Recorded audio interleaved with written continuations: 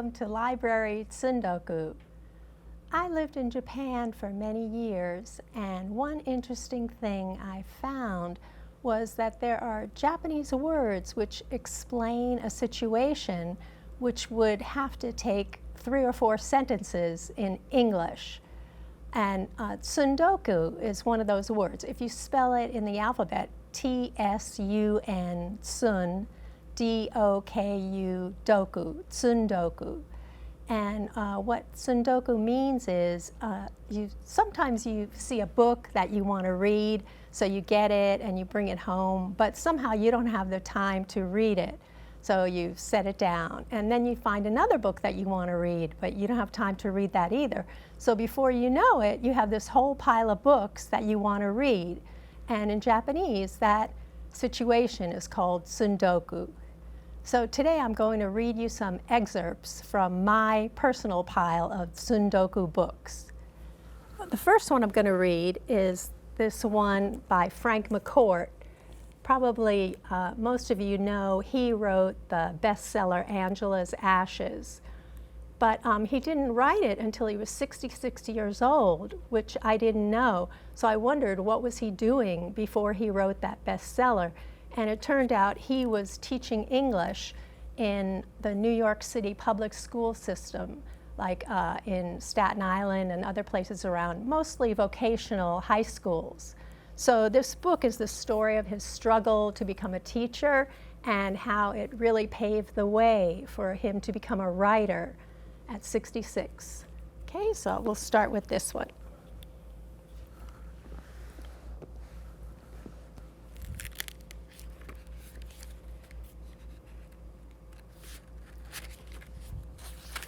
The first chapter is called It's a Long Road to Pedagogy. Here they come, and I'm not ready. How could I be? I'm a new teacher and learning on the job.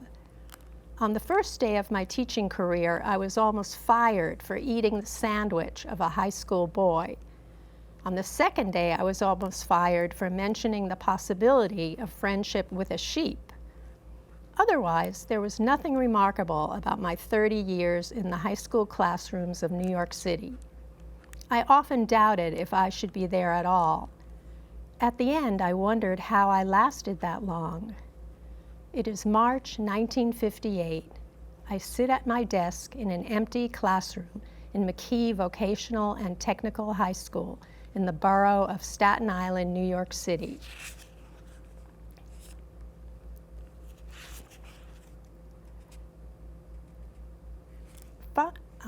It's a mistake to arrive early. Gives you too much time to think of what you're facing. Where did I get the nerve to think I could handle American teenagers? Ignorance, that's where I got the nerve. It is the Eisenhower era, and newspapers report the great unhappiness of American adolescents. These are the lost children of the lost children of the lost generation. Movies, musicals, books tell us of their unhappiness. Rebel Without a Cause, The Blackboard Jungle, West Side Story, The Catcher in the Rye. They make despairing speeches. Life is meaningless. All adults are phonies. What's the use of living at all?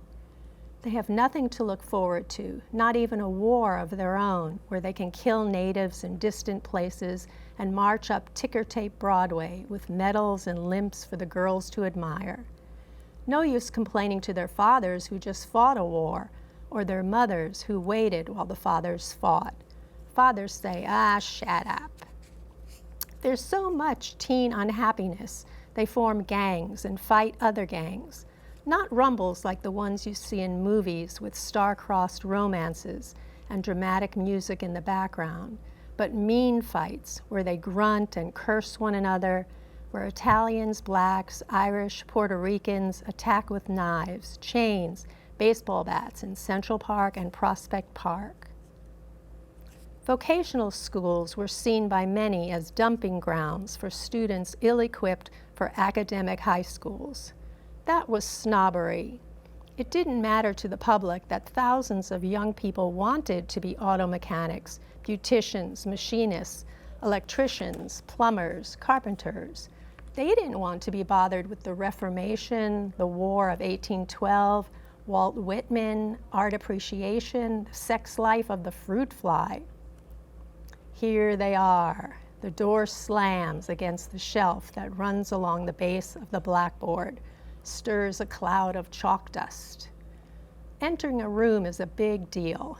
Why couldn't they simply walk into the room, say good morning, and sit? Oh no, they have to push and jostle. They talk to friends across the room, lounge in desks too small for them, stick out their legs, laugh if someone trips. They stare out the window. 5 times a day they push into the room. 5 classes, 30 to 35 in each class. Teenagers? In Ireland, we saw them in American movies. Moody, surly, driving around in cars, and we wondered why they were moody and surly. They had food and clothes and money, and still they were mean to their parents. There were no teenagers in Ireland, not in my world. You were a child. You went to school till you were 14. If you were mean to your parents, they'd give you a good belt in the gob and send you flying across the room.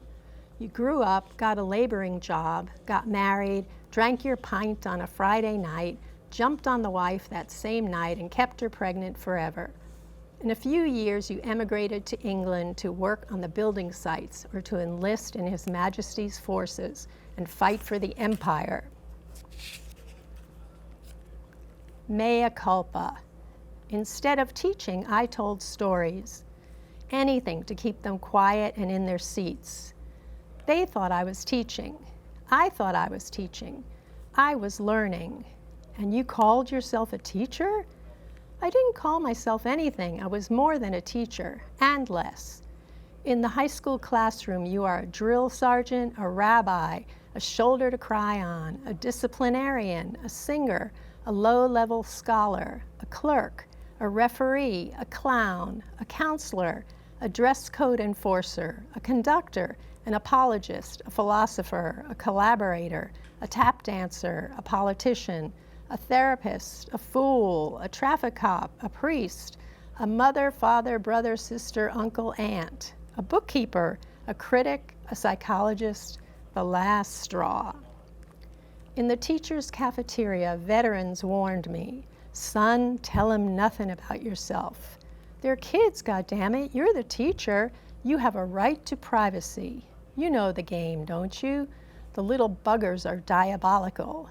They are not, repeat, not your natural friends.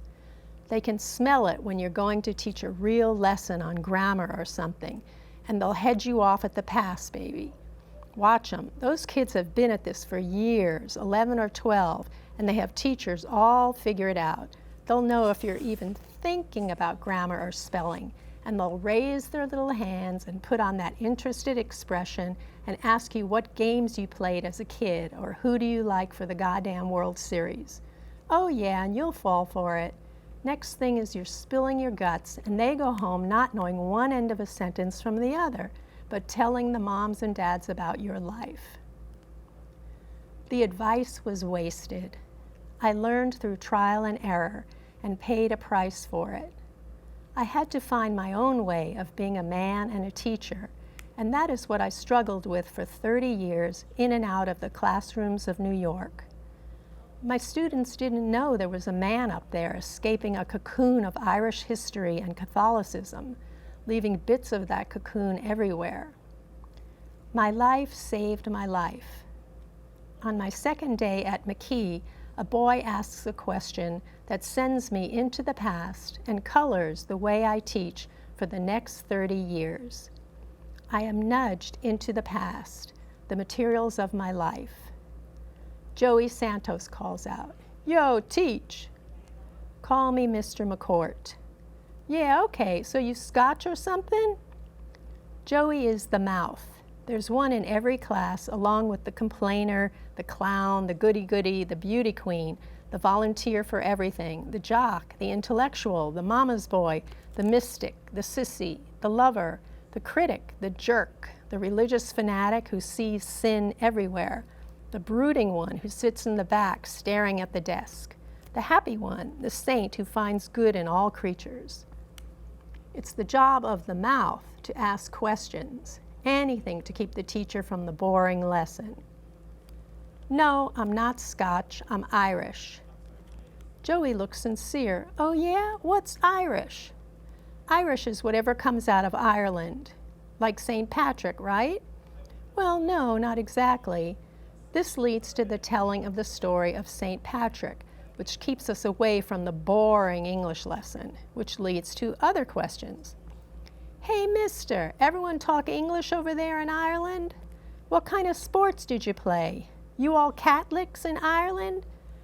Don't let them take over the classroom. Stand up to them. Show them who's in charge. Be firm or be dead. Take no shit. Tell them, open your notebooks. Time for the spelling test. Yo, teacher man. Joey again.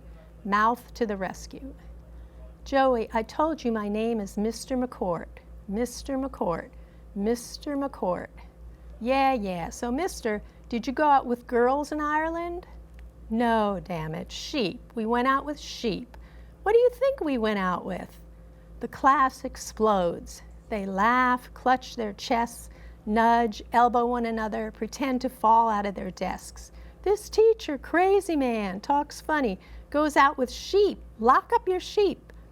Excuse me, open your notebooks, please. We have a spelling list to cover. Hysterics. Will sheep be on the list? Oh, man. That smart-ass response was a mistake. There will be trouble. The goody-goody, the saint, and the critic will surely report me. Next day, the principal sends for me. He sits behind his desk, talking into the telephone, smoking a cigarette. He keeps saying, I'm sorry, it won't happen again. I'll speak to the person involved. New teacher, I'm afraid. He puts the phone down. Sheep. What is this about sheep? Sheep? I don't know what I'm going to do with you. There's a complaint. You said, damn it, in class. I know you're just off the boat from an agricultural country and don't know the ropes, but you should have some common sense. No, sir, not off the boat. I've been here 8.5 years, including my 2 years in the Army, not counting years of infancy in Brooklyn. I'm sorry, they kept asking me questions and I was exasperated. They were only trying to keep me away from the spelling list. That's it? I thought the sheep thing was a bit funny at the time. Oh yeah, indeed. You standing there advocating bestiality. 13 parents are demanding you be fired. There are righteous people on Staten Island. I was only joking. I'm sorry. This time I'll let it go. I'll tell the parents you're just an Irish immigrant off the boat. But I was born here.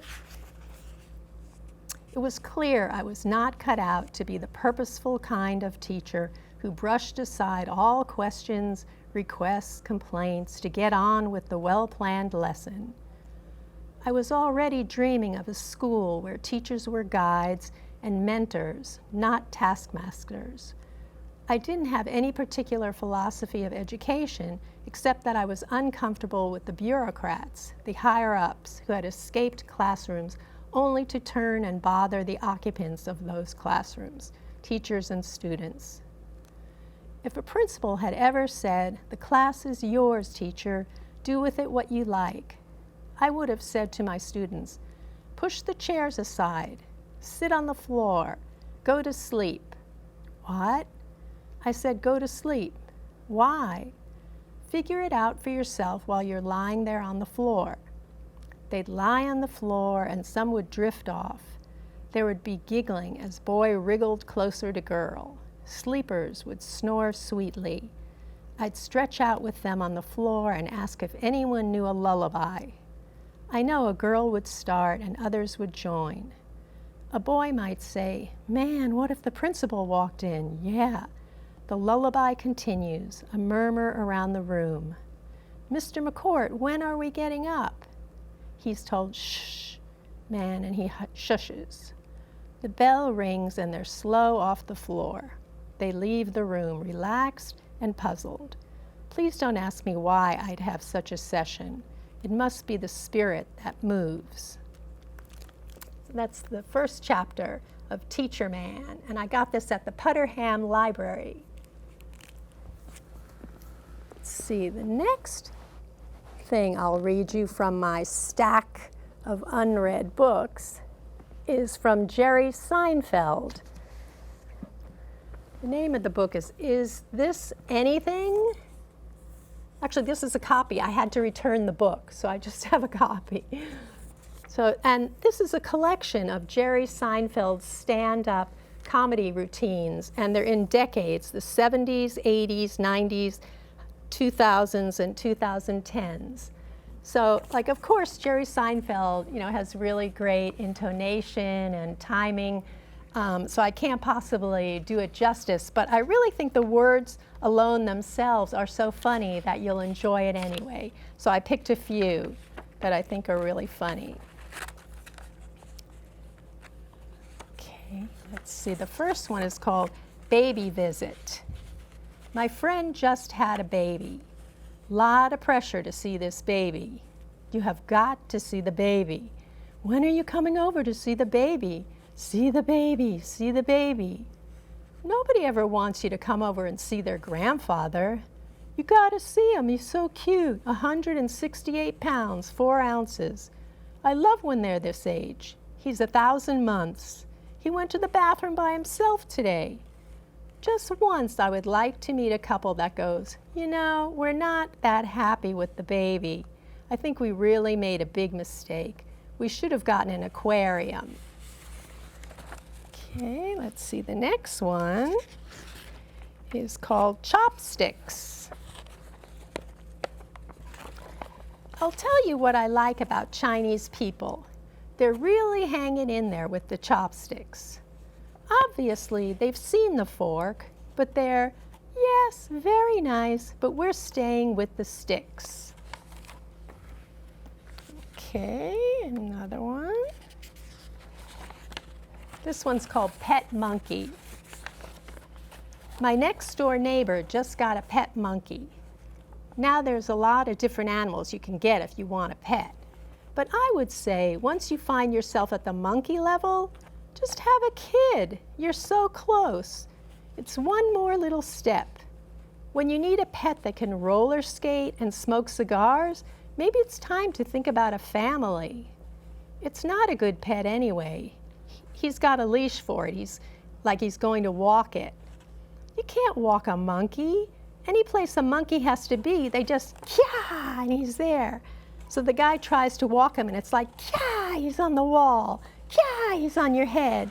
He's on a pole. There's so much tension in monkeys. That face skin is pulled so tight. When you come that close to being the dominant species on the planet and you don't make it, you feel pressure all the time after that. I can't believe how close we were. We got the thumbs and everything.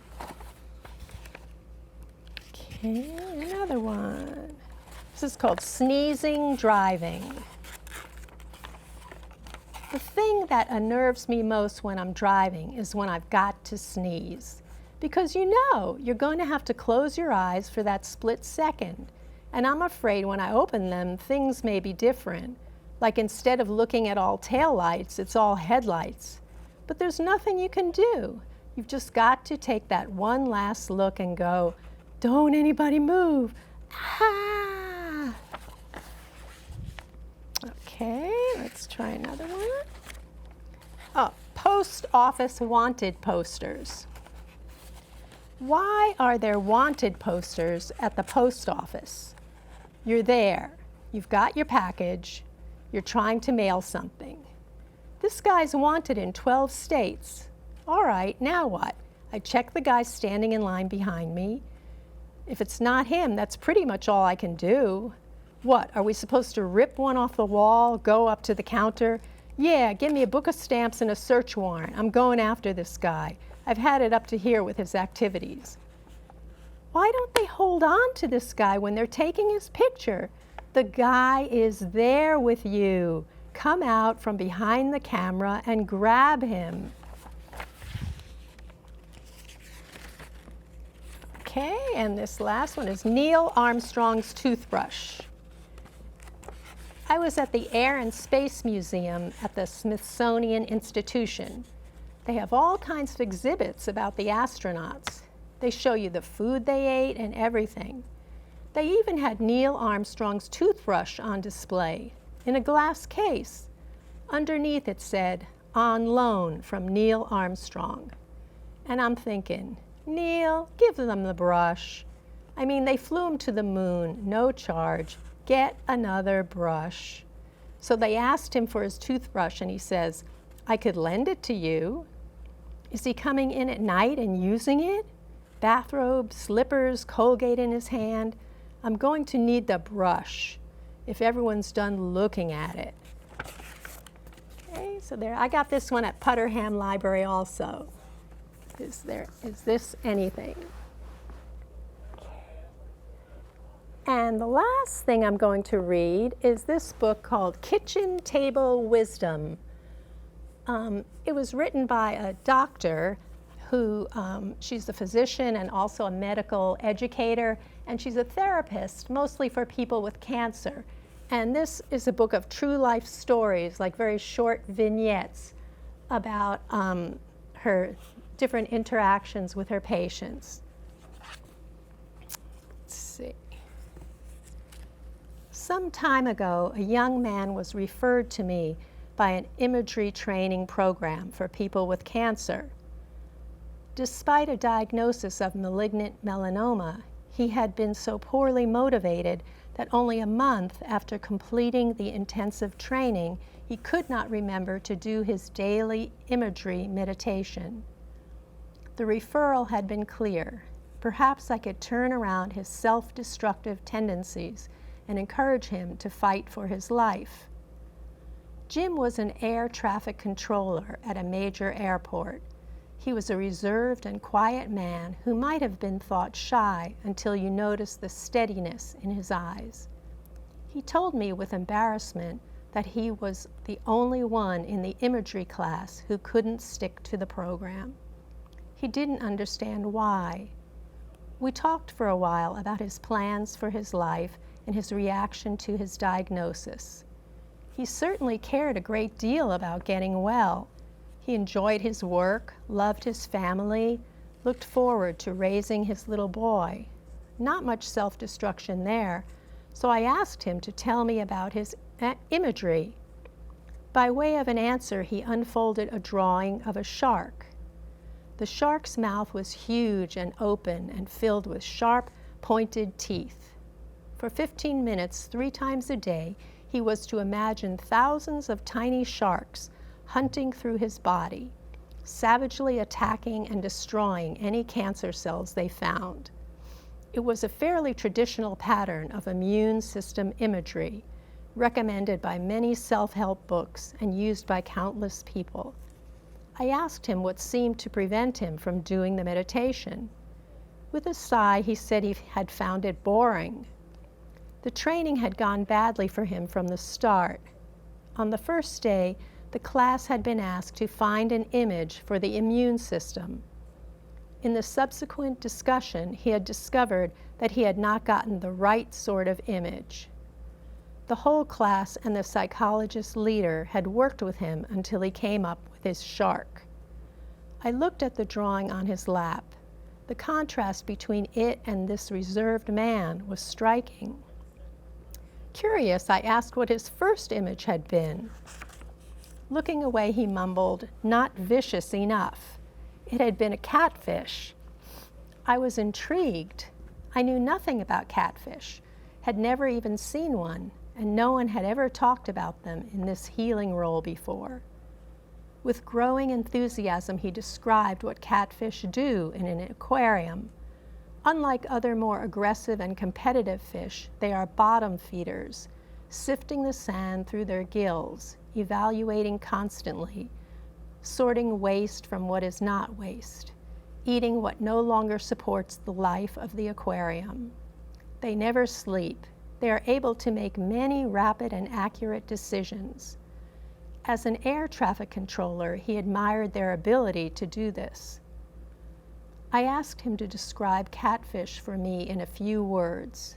He came up with such words as discerning, vigilant, impeccable, thorough, steadfast, and trustworthy. Not bad, I thought. We talked for a while about the immune system. He had not known that the DNA of each of our billions of cells carries a highly individual signature, a sort of personal designer logo. Our immune cells can recognize our own DNA logo and will consume any cell that does not carry it. The immune system is the defender of our identity on the cellular level, patrolling the self, not self boundary constantly, discerning what is self from what is other, never sleeping. Cancer cells have lost their DNA logo. The healthy immune system attacks them and destroys them. In fact, his unconscious mind had offered him a particularly accurate image for the immune system. He still seemed doubtful. The teacher and the class had talked of the importance of an aggressive fighting spirit and of the killer motivation of effective cancer-fighting imagery. He flushed again. "Is there something else?" I asked him. Nodding, he told me that catfish grew big where he had been raised, and at certain times of the year they would walk across the roads. When he was a child, this had struck him as a sort of miracle, and he never tired of watching them. He had kept several as pets. "Jim," I said, "what is a pet?" He looked surprised. "Why, a pet is something that loves you, no matter what," he replied. So I asked him to summarize his own imagery. Closing his eyes, he spoke of millions of catfish that never slept, moving through his body, vigilant, untiring, dedicated, and discriminating, patiently examining every cell, passing by the ones that were healthy, eating the ones that were cancerous, motivated by a pet's unconditional love and devotion. They cared whether he lived or died. This imagery touched him deeply, and it was not hard for him to remember it, nor was it boring. He did his meditation daily for a year. Years later, after a full recovery, he continues this practice a few times a week. He says it reminds him that, on the deepest level, his body is on his side. Well, that's all we have today at Library Tusndoku. So I hope you enjoyed hearing these excerpts, and if you want that, if you're interested in any of these books, just go over to the Putterham Library. Thanks for coming, that's all.